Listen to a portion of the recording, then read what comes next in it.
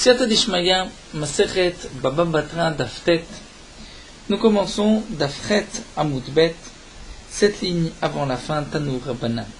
Nous sommes dans la Sugia de Tzedaka, et concernant le Gabaï Tzedaka, et nous avons vu que les responsables de la Tzedaka, ceux qui prennent l'argent pour ensuite distribuer aux pauvres, se doivent d'enlever de sur eux tout soupçon, qu'on ne dise pas, tiens, le Gabaï Tzedaka a pris de l'argent de la Tzedaka pour lui.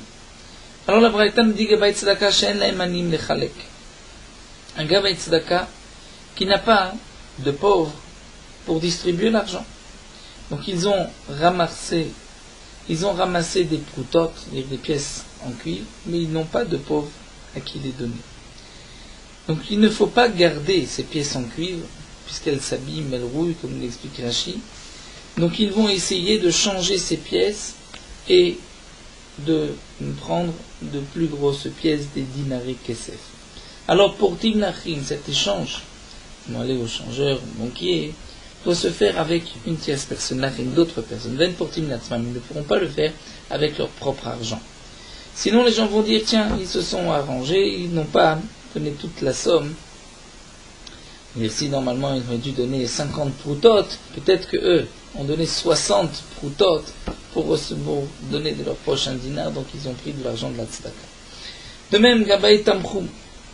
Un Gabaï Tamchoum responsable de distribuer de la nourriture, Shenem Anim qui n'ont pas de pauvres les chalek pour distribuer, Mochim La'acherim, ils vont vendre la nourriture à d'autres. Ven Mochim La'atzmam, ils ne vendront pas la nourriture à eux-mêmes, pour ne pas alors aussi qu'il y ait un soupçon qu'on dise ils ont vendu à un prix intéressant. Maot shel tzedaka, nous dit la Gemara de l'argent de tzedaka, en monimotam shtaim. On ne va pas les compter 2 à 2, pour ne pas que les gens disent tiens, ils comptent 2, mais en vérité, chaque 2, ils comptent 1. Et ils gardent ensuite l'argent pour lui. Et là, on compte une pièce après l'autre. Amar Abaye, Abaye nous dit Meresh. Au départ, lo aviyativ mar atzipé de beknishte. Au début,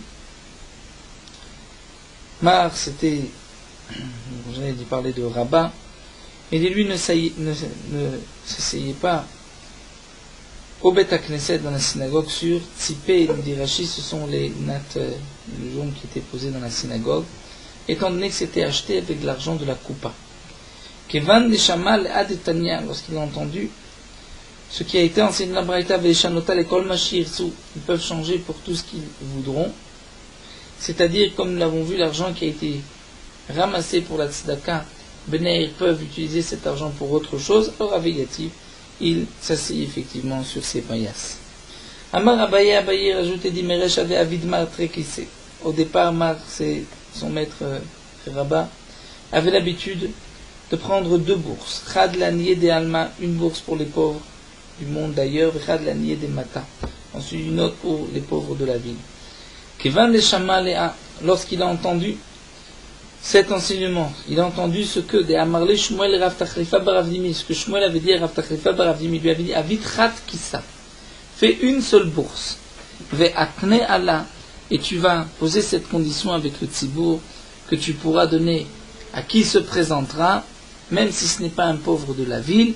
Alors Iuname Avatrat Kissa, Rabat aussi ne faisait qu'une seule bourse. Ve'atne Allah, et il posait cette condition, et ainsi il n'avait pas besoin d'avoir 2 bourses, une bourse pour les habitants de la ville, une bourse pour les gens de l'extérieur. Ravashi Amar Ana Atnuyena Melotzrichna, Ravashi a dit, moi, je suis aussi Gabaï Tzedaka, mais pour moi il n'est pas nécessaire d'imposer ce tnaï. Pourquoi? Des kol des cas athées, adata didi athée. Tout celui qui vient, qui se présente, qui me donne de l'argent, il vient adata didi, c'est-à-dire il pense que ce que je ferai de cet argent, ce sera bien, et donc j'ai le droit de donner aux pauvres qui se présentent, même si ce n'est pas un pauvre de la ville. Ulman de Baïna Yaïvnale, à qui je veux, je donnerai l'argent de la tzedaka. Hanou Betre Tabaché, la Gemara nous rapporte ces 2 shochatim, comme dit le bar, Hanou Tabaché, ces 2 shochatim, c'est la viande des Avdé, Inyane Pada Dede. Ils ont posé une condition entre eux, que chaque jour c'était un autre qui faisait la shrita. Et ils avaient dit, de Kolman de Avid Biyoma de Chavre, tout celui qui va égorger une bête le jour qui est destiné à son ami, à son prochain, Nikreu ale Mashri. On va prendre la peau de la bête qui est égorgée, on va la déchirer afin de lui imposer cette amende et qu'il n'en profite pas. Hazat Minayou, un des deux, effectivement, a été Avad Beyuma de Chavre et a égorgé un jour qui n'était pas le sien, Karou le Mashri. Ils ont déchiré la peau de sa bête. À tous les Kamé de Rava, lorsqu'il s'est présenté devant Rava, ils ont dit à Rava, voici, on a déchiré sa peau, Chayvinu Rava, les Shlomi. Rava a dit, vous devez payer, vous devez rembourser ce que vous avez endommagé, ce que vous avez déchiré. Et il dit, Ravima Bashema et Rava, pourtant Ravima Bashema s'étonne et pose la question à Rava. C'est marqué plus haut que Bnei ont le droit, Velassia al-Kitsatam, c'est-à-dire d'imposer une amende sur une partie, sur ceux qui ne vont pas respecter les engagements de la ville.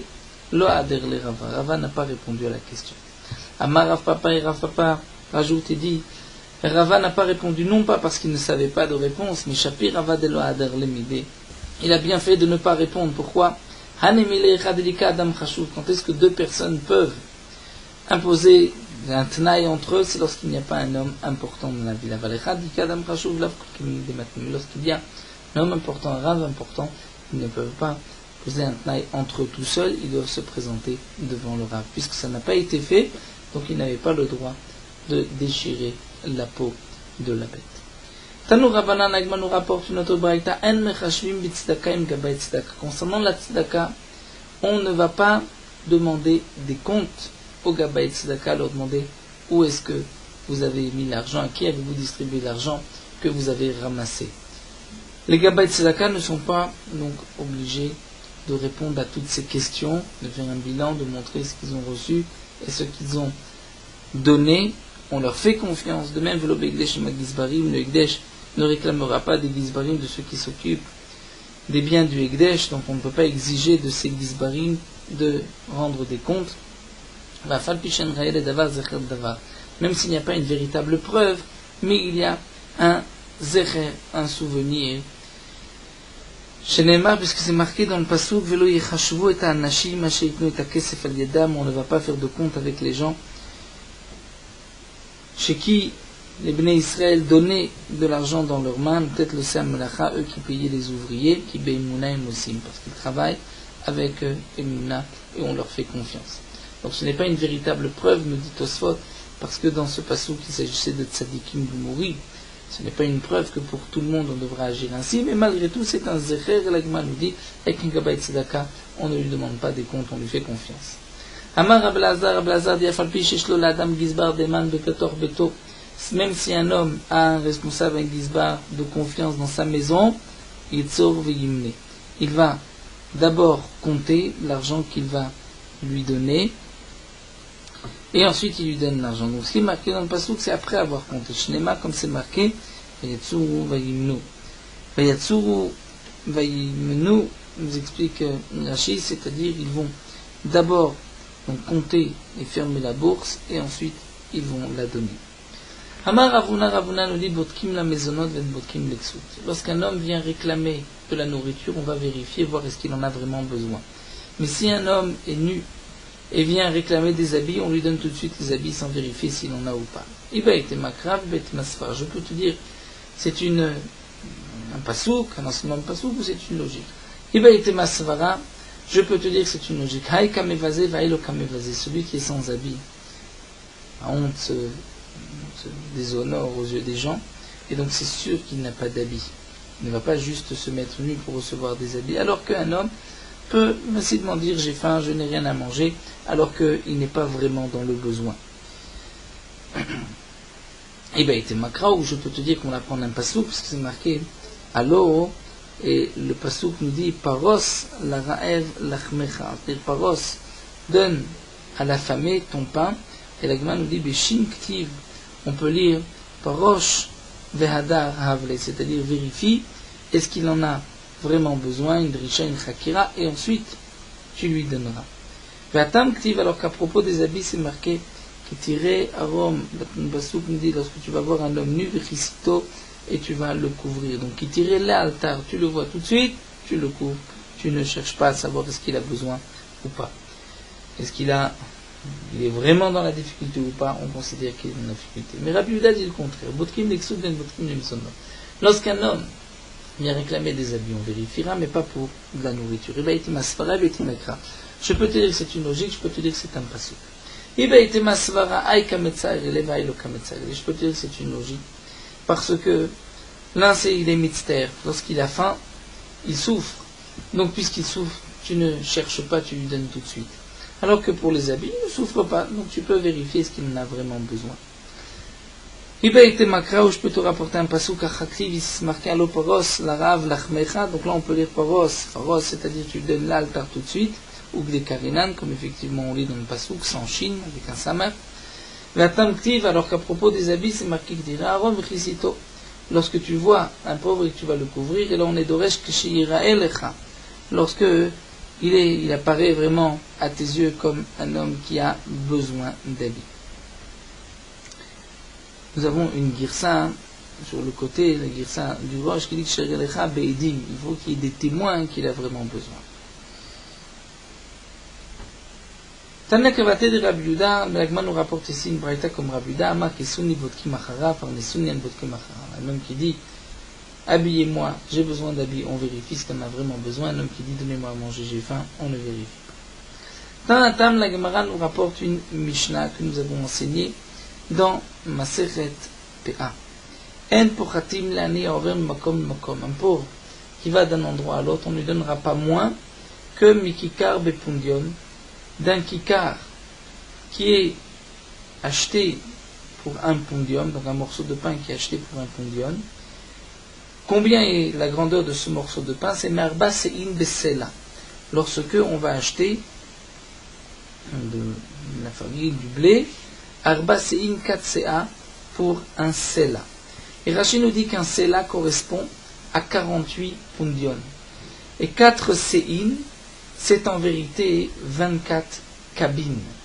Parce que chaque CA est de 6 cabines. Donc 4 Sein, c'est 24 cabines. Et donc, chaque pundion, si on vend Arba Sein pour un Sela, donc on va diviser Arba Sein en 48, puisqu'on ne veut pas un Sela, mais un pundion, et un pundion est un 48e d'un Sela. Donc ceci nous donnera, non pas un cave, mais un demi-cave, c'est-à-dire que lorsqu'on a acheté du blé, le blé correspond à un pundion pour un demi-cave de blé. Mais étant donné que l'épicier va moudre le blé, faire cuire et vendre au marché, donc il va au moins avoir un petit bénéfice, donc il va gagner la moitié. Donc en vérité, c'est un kikar qui est non pas d'un demi-cave, mais d'un quart de cave vendu pour un pundion, afin que l'épicier puisse avoir aussi un bénéfice. Mais en tout cas, voici, les chachamim ont été méchèr, le pain qu'on doit donner. Donc un kikar qui est vendu pour un pundion, il s'agit d'un pain qui correspond à un quart de cave. Notnimlo lan, notnimlo parnasat lena. L'âne, s'il est resté dormir, on lui donnera parnasat lena ce qu'il a besoin pour dormir. Maï parnasat lena. C'est quoi parnasat lena? Rav Papa pourrit un lit ou bessadia et une des drames là pour, Rachid nous dit, bessadia, faire un coussin pour mettre sous sa tête. Shabbat, s'il est resté pendant Shabbat, on lui donnera de la nourriture pour 3 repas. Tana la Gemara nous rapporte une braïta, imaya marzir à la ptachim, en iskakim. Lorsque nous avons un pauvre qui a déjà l'habitude de taper aux portes, on ne lui donnera pas de la coupa. Pourquoi nous dit Rashi? Puisqu'il a déjà appris, donc il a déjà commencé à taper aux portes, on le laissera. Haouan yadam machazir à la ptachim, dit la Gemara, il y avait un pauvre qui tapait aux portes. La télécaméra de Rav Papa qui s'est présenté devant Rav Papa, l'homme misda kikle. Rav Papa n'a pas fait attention, lui ne lui a pas donné d'argent. Amalé Rav Sama beridi Rav Yeba, Rav Papa, mais Rav Sama demande à Rav Papa, Imar l'homme misda kikle. Si toi-même, Rav Papa, tu ne te tournes pas vers lui, tu ne donnes rien. Alors, personne aussi ne donnera d'argent, puisque les gens vont dire Rav Papa n'a pas donné, nous aussi on ne donne pas les mots. Alors cet homme-là va mourir. Et pourtant nous avons enseigné que si c'est un pauvre qui tape aux portes, on ne lui donnera pas de l'argent de la coupa. Il lui a répondu à Marley, oui c'est vrai, le matana meruba pour donner une grosse somme, le matana merutet, mais on lui donne quand même une petite somme. Amar Ravasi nous dit un homme ne doit pas donner moins qu'un tiers de shekel par an. Chez Nema, comme c'est marqué dans le pasuk, Vehe amadnu alenu mitzvot, la tête alenu shlishit hashekel bashana. Ils ont pris sur eux mitzvot de donner un tiers de shekel par année, l'avodat betelokenu. Donc, on voit que c'est un tiers de shekel par an, le shiur de tzedaka minimum. Ravasi nous dit shkula tzedaka keneged kol mitzvot. La tzedaka est équivalente à toutes les mitzvot. Shneema, comme c'est marqué dans le pasuk que nous venons de voir, ve'emadnu aleinu mitzvot. Mitzvah, c'est pas marqué mitzvah, mais mitzvot, on nous dit, za'en kan et la mitzvot, ce n'est pas marqué mitzvah, mais mitzvot, pour nous dire que c'est donc comme équivalent à toutes les mitzvot. Amar Rav Elazar dit gadol ha'maaseh yoter min ha'oseh. Grand est celui qui force les autres à donner, plus encore que celui qui donne. Shneema, comme c'est marqué, va'aya maaseh hatzedaka shalom. Le maaseh hatzedaka et shalom, on traduit ici maaseh, celui qui force à donner la tzedaka sera shalom, va'avodat hatzedaka. Et l'avodat de la tzedaka, c'est-à-dire ceux qui donnent, c'est hashket va'betach ad olam, sera tranquille à jamais. Zacha, et donc s'il est zoché, et s'il est méritant, alors lorsqu'il donne la tzedaka, s'appliquera à lui le pasuk, allons paros la raev lachmecha, que tu donneras ton pain aux pauvres. Lo zacha, s'il n'est pas méritant, vani merudim tavibait. Vani merudim, des pauvres. Merudim, nous explique Rashi, c'est ceux qui se plaignent tout le temps. Et il s'agit de même chez les Toromi, c'est-à-dire du royaume de Rome, vont venir te réclamer ton argent, ta vibait, tu les amèneras chez toi. Amalou Rava, est-ce que Rava a dit, les Mechuzé, aux habitants de Mechuzé, Pematuta minaïchou, je vous demande, je supplie, Osu behade adade, forcez-vous l'un à l'autre à donner de la tzedaka, kichi de l'elu l'echouchama de malchuta, afin que vous puissiez avoir la paix, donc avec la malchut, avec les autorités. Vamar Rav Elazar a dit, Bisman, je Beth Amikdash kayam, Adam shokel shiklo mitkaperlo. Au temps du Beth Amikdash, lorsqu'un homme donnait son shekel, il avait une kapara, puisque avec son shekel on achetait korbanot. Arshav shen Beth Amikdash kayam, et mosim tzedaka mutav. Aujourd'hui, il n'y a pas de Beth Amikdash, si nous avons la tzedaka assez bien, vimla, et sinon, Baim of de Kochavim notnim biswa, sont nos juifs qui viennent et qui vont prendre avec la force. Va'afal pichen, et malgré tout, même s'ils prennent avec la force, nechshav lehem le tzedaka, ceci appelé une tzedaka, comme c'est marqué dans le pasuk de notre shayir tzedaka, donc même ceux qui te prennent de l'argent, c'est comme si tu as donné de la tzedaka. La Gemara poursuit, nous rapporte que Amar Rava a enseigné, a dit, Hay milta, cette chose-là, Ishta eli Oula, c'est Oula qui me l'a dit, Oula qui est Meshagesh Achate de Ime. Rashi nous explique, il s'agit ici de Rav Sheshat, qui était appelé ainsi, qui était la chaîne Olel d'un enfant qui va Meshagesh, le terme est assez compliqué de dire Rashi, la chaîne Muguma Veshigaon, une sorte de folie qui a fait agir sa mère d'une manière inhabituelle, comme nous allons le voir tout de suite. La Gemara va nous rapporter son histoire, où sa mère est sortie du derer, c'est-à-dire à dévier du chemin des femmes habituelles, comme nous allons voir dans l'histoire qui sera rapportée. Donc ici Rava rapporte un enseignement au nom de Rav Sheshat, Mishme de Rab Lazar, au nom de Rab Lazar. Maï dirtiv, quelle est l'explication du pasuk? Nous avons un pasuk à propos de la tzedaka, Vaïbash tzedaka kashirion, c'est habillé de tzedaka comme une armure. L'omar lecha, pour te dire ma shirion, zed le melech, cette armure, kol klipa ve klipa. Chaque maille, chaque partie de l'armure, mitztaref et les shirion gadol, s'associe pour former une armure. Donc les armures de l'époque étaient comme une sorte, comme des écailles d'un poisson, mais en fer. Et donc chaque klipas, on peut dire, c'est chaque écaille en fer s'associe à une grande armure. Toute pruta, chaque petite pièce s'associe par la suite à un grand compte. Rabbi Hanina Amar Me'achai, Rabbi Hanina lui rapporte de ce pasouk, c'est marqué dans le pasouk, Vanir Hatame Kulanu, on était tous comme l'homme impur, Beged Idim Kol Tzidkotenu. Que signifie Beged Idim Kol Tzidkotenu? Donc Rashi explique, Idim c'est la chose comme ce qui a été enlevé. C'est-à-dire comme un habit que les gens enlèvent, parce que c'est un habit qui est maous, que nous avons en dédain, qui est sale. Donc de même, kol tzidkotenu, c'est-à-dire nos mitzvot, ont été rejetés parce que nous avons aussi une mauvaise conduite.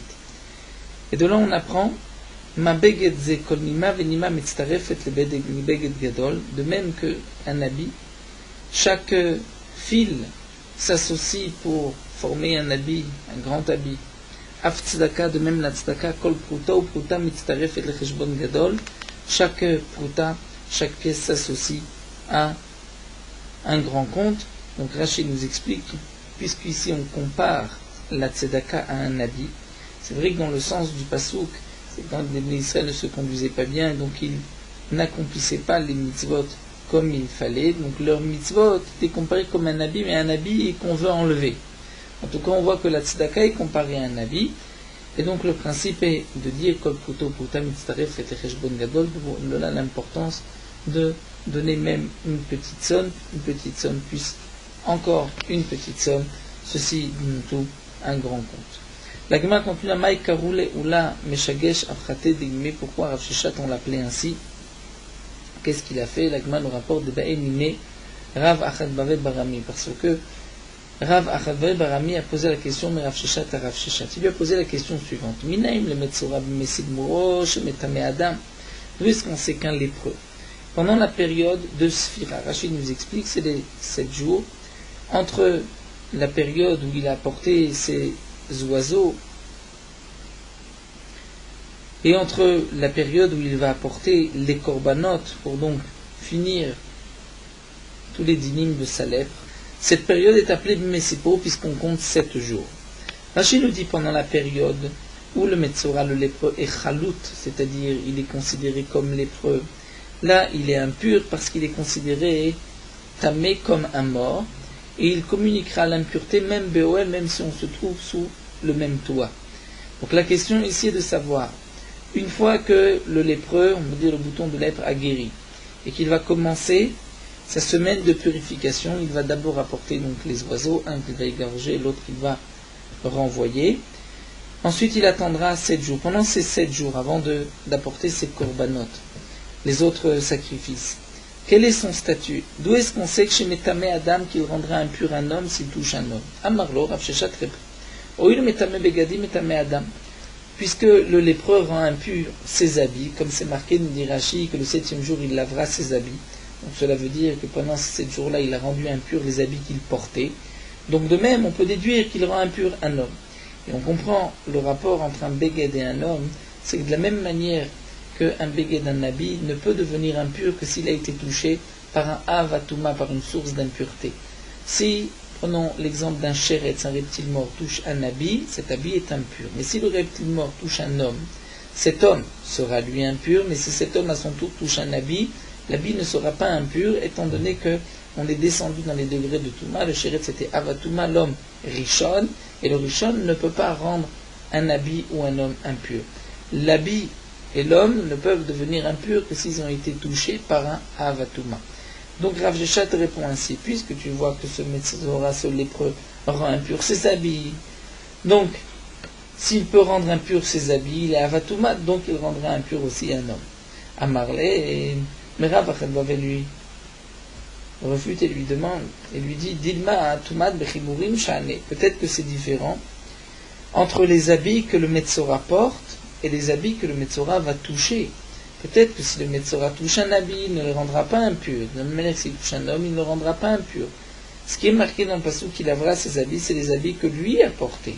Les habits que lui a portés, c'est un digne différent. La preuve des ici nevela de metame begadim, un homme a déplacé une nevela, une bête morte. Ses habits seront impurs. Metame begadim, il rendra impur les habits, comme dit le pasuk, Vanoset Nataï Chabez Begadav, il rendra impur ses habits. Et pourtant, Enometame Adam, on ne voit pas que celui qui a déplacé une nevela est lui impur, est considéré comme un Avatuma pour rendre impur un homme ou des habits. Donc tu vois, il peut rendre impur des habits, mais il ne rendra pas impur un homme, il rend impur les habits qu'il porte, mais pas des habits qu'il touche, ou des habits ou un homme. Donc nous n'avons plus de preuves. Amarlé, et alors Rav Sheshat reprend, il lui dit, Vela sheret de metame adam minalan. Si vraiment tu fais la différence entre ses habits, les habits qu'il porte et les habits qu'il touche, donc la touma bechibourim, un homme, d'où est-ce que tu sais qu'un sheret, un reptile mort, qui touche un homme l'aura impur minalan? Lav mishum de metame begadim, n'est-ce pas que nous savons que le reptile mort, lorsqu'il touche un homme, l'aura impur parce que il est metame begadim, c'est-à-dire que le sheretz qui touche des habits va les rendre impurs, et donc tu déduis l'homme des habits. Donc de même, on va dire pour le Metzora. Amarlé lui a répondu, Rabbi lui répond non, sheretz ba'adiaktiv, à propos du sheretz, c'est marqué mefourash, oish sheriga bechol sheretz, qu'un homme qui touche un sheretz sera impur. Et comme nous dit Rashi, en vérité, Rabbi aurait pu répondre à Rav Sheshat en lui disant c'est pas la même chose, puisque le sheretz ici, qui touche des habits, les rend impurs, donc c'est sûr que s'il touche un homme, il aura impur. Ce n'est pas comme le cas du Metzora, où on ne voit pas dans la Torah que s'il touche des habits, il les rend impurs, on voit juste que si il porte des habits, il les rend impurs, et là c'est un digne différent.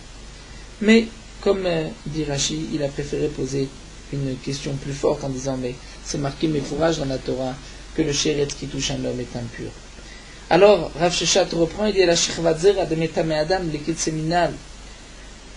Il est metame adam, il est metame un homme, si un homme le touche minalan, d'où est-ce qu'on sait lav mishum de le metame begadim metame adam, n'est-ce pas? C'est parce que nous savons que s'il touche un habit, il le rend impur, et Rashi nous rapporte le pasouk, un habit sur lequel il y a le shechvat zera, il est impur. Donc de là on sait que le shechvat zera est metame adam. Donc tu vois que le din de l'homme est déduit du din de l'habit. Et donc de même pour le metzora, pour le lépreux. Amarlé et Rav Achedvave refute encore cette preuve. Il dit shechvat zera name ba'adiaktiv, le shechvat zera c'est aussi marqué mefourash que si un homme le touche il sera impur, puisque la Torah dit o ish, ou un homme. Et ce passage qui dit Oish, Asher Tetse Mimenu Shechvat Zera, et on apprend de ce haut en plus pour dire les rabbot Tanogia, pas seulement celui qui a eu une perte séminale, mais aussi celui qui l'a touché. Donc Rav Sheshat n'a pas pu, comme on voit ici, répondre à la question de Rav Achadbave, et Ahaderle Bebdichuta. Rav Achadbave lui répondait avec le sourire, il se moquait un peu, il se moquait de Rav Sheshat, puisqu'il arrivait à piéger Rav Sheshat, et à ce moment-là, Chalash datait de Rav Sheshat. Rav Sheshat a eu une Khalishut Adat, et que cet homme-là cherchait juste à le contrer, et donc Rav Sheshat a eu une Kipeda, n'était pas content. Il a eu quelque chose contre Rav Achedbave, comme nous connaissons la Kipeda des Talmidei Chachamim. Immédiatement, Ishtik Rav Achedbave Barami. Rav Achedbave Barami a perdu la parole. Il a perdu la parole à ce moment-là, Veitzakir Talmudé, et il a oublié son limoud, son étude. Donc à ce moment-là, par, on va dire, cette péda de Rav Sheshat, Rav Achedbave se trouvait en difficulté. Ateime, sa mère, la mère de Rav Sheshat, est venue Vekabachia Kame. Et elle s'est mise à pleurer devant son fils Rav Sheshat. Tzavra, tzavra. Elle a crié, elle lui a demandé de prier pour que Rav Achedbave retrouve la santé. Velo ashgarba. Mais Rav Sheshat n'a pas tenu compte des paroles de sa mère. Amrale lui a dit, Chazé la anechadaye de matzit menayum. Regarde, tiens compte de cette poitrine, laquelle tu as tété lorsque tu étais petit. Et donc à ce moment-là, Ba'er Rachamé Alea, Rav Sheshat a accepté et a prié en faveur de Rav Achedbave, et il a retrouvé la santé. Donc c'est pour cela qu'on appelait Rav Sheshat Meshagesh Chadin, puisque sa mère a dû se conduire de cette manière, comme dit Rabbeinu Gershon, elle a dû même se découvrir, ce qui n'était pas donc l'habitude d'une femme. Donc elle s'est déshonorée devant son fils, c'est pour cela qu'on appelait Rav Sheshat Meshagesh Chadin. Alors la Gemara termine Vedeatan Allah, puisque nous avons parlé du din, du Metzora, du lépreux de Metzora. Mais là, est-ce qu'on sait qu'effectivement il rend impur l'homme s'il le touche. Keletania, comme c'est marqué dans la Braïta, nous dit la Gemara, Rabbi Shimon ben Yochai Omer, Ne'emar kibuz begadim bimesporo. Rabbi Shimon ben Yochai nous rapporte que dans le Pasuk, la Torah nous dit qu'il devra laver ses habits bimesporo, et dans cette période, lorsque il compte, lorsqu'il compte dans cette période entre les tziporim et ses korbanot, Venemar kibuz begadim bimechaluto. Et c'est marqué aussi kibuz begadim bimechaluto, qu'il lavera ses habits bimechaluto pendant la période où il était impur. C'est-à-dire lorsqu'il termine cette période où il était metzora mukhlat, il se lave les habits. Et de même, lorsqu'il termine cette période mesroru, il se lave les habits. Et donc, mal et lan. Donc, nous avons ici un kesh, un lien, une zeshava entre kibuz begadim de la période de Sphira et la période de Khalita. Et on va dire mal et lan metame adam, afkan metame adam. De la même manière que là-bas, lorsque le metzora est dans cette période où il est metzora chalut, s'il touche un homme, il aura impur. De même, donc nous dit la Gemara, afkan metame adam, il rendra impur, puisqu'on apprend donc l'un de l'autre. Et on va dire que pendant cette période où il était dans les 7 jours de Sphira, il rend aussi impur un homme, de la même manière qu'il rendait impur dans sa période où il était Metzora Mukhlat. La Gemara reprend les dîmes de Tzedaka, Marab Elazar, Gadol, Oset Tzedaka, Beseter, grand est celui qui accomplit la Tzedaka, la charité, Beseter, en cachette, Yoter, Moshe Rabbeinu, plus encore que Moshe Rabbeinu. Veilo be Moshe Rabbeinu, puisqu'à propos de Moshe Rabbeinu dit le Pasuk Tiv, qui a Gortim Bna Vachema. Pasuk dit, lorsque les Bnei Israël ont fait le veau d'or, Akadosh Baruch Hu s'est mis en colère contre eux, et Moshe Rabbeinu a dit, j'ai eu peur, Mipnei Ha'av Vachema, de la colère. Donc il y a 2 degrés de colère, Af, Chema. Donc Moshe Rabbeinu a eu peur de Af et Chema. Veilo be Oset Tzedaka, alors qu'à propos de celui qui donne la tzedaka actif, c'est marqué Matan Beseter Yirpe Af. Celui qui donne en cachette, Yirpe Ava. Yirpe va éteindre, calmer la colère. Et la suite du pasuk, Veshochad Bachek Chema Aza. C'est-à-dire le Shochad Bachek, c'est aussi le Shochad, une sorte de corruption de tzedaka qui est donnée en cachette. Chama Aza, donc on retrouve le début du pasuk, Yirpe aussi, Chama Aza, cette colère forte. Donc on voit que de donner de la tzedaka enlève le Af et le Chema, alors que Moshe Rabbeinu a eu peur du Af et du Chema. On peut les Rabbi Yitzhak, mais cette explication de Rabbi Elazar va à l'encontre de l'explication de Rabbi Yitzhak concernant ce même pasuk de Rabbi Yitzhak, Af Kofé, Chema et no Kofé. Rabbi Yitzhak dit celui qui donne la tzedaka en cachette, effectivement enlève, va calmer cette colère appelée Af, mais pas celle qui est appelée Chema. Chez Nema, comme c'est marqué dans le pasuk de Shochad Bechek Chema Aza, et bien qu'il y a de la tzedaka en cachette, malgré tout Chema, la colère reste forte. Afalpi Shochad Bechek Chema Aza, bien que le Shochad est donné en cachette, la tzedaka en cachette, cette colère reste forte. Donc on voit que Rabbi Yitzhak n'a pas la même traduction du pasuk de Rabbi Elazar. Rabbi Elazar pense que Shochad Bechek, c'est comme si c'était encore dit Yirfe Chama Aza. La Gemara rapporte une autre version, Ikadamra Amar Rabbi Yitzhak, Rabbi Yitzhak dit Kol Dayan Shenotel Shochad, tout juge qui prend Shenotel Shochad de la corruption, mais vit Chema Aza Laolam. Il va amener une forte colère dans le monde. Shenema Veshochad Bechek, alors Chema Aza. Amar Rabbi Yitzhak nous dit qu'on noten pruta le'ani mitbarech beshesh brachot. Celui qui donne une pruta, une petite pièce à un pauvre, il sera béni de 6 bénédictions. Va me faïso bedvorim, celui qui arrive à lui dire de belles paroles, qu'on par de belles paroles, mitbarech beyud alef brachot, sera béni par 11 brachot. Anoten pruta le'ani mitbarech beshesh brachot, celui qui donne une pruta au pauvre, il a shesh brachot, 6 bénédictions directives, comme c'est marqué dans le pasuk. Aloparos larav lachmecha, lorsque tu vas donner aux pauvres ton pain. Ensuite le pasuk vanim merudim tavibait, tiram vechisito, etc. Et le pasuk va donner 6 bénédictions. Vamefaiso bidvarim idvar ba'achat esre brachot, et celui qui va trouver les mots qui vont apaiser, consoler le pauvre, lui aura 11 bénédictions. Chez Nema, comme c'est marqué dans le pasuk, vetafek laraav nafshecha. Et donc là, Rashi m'explique, c'est lorsque il va pouvoir au Ra'av, c'est-à-dire à celui qui est affamé, il va par son âme de lui dire de belles paroles, le consoler.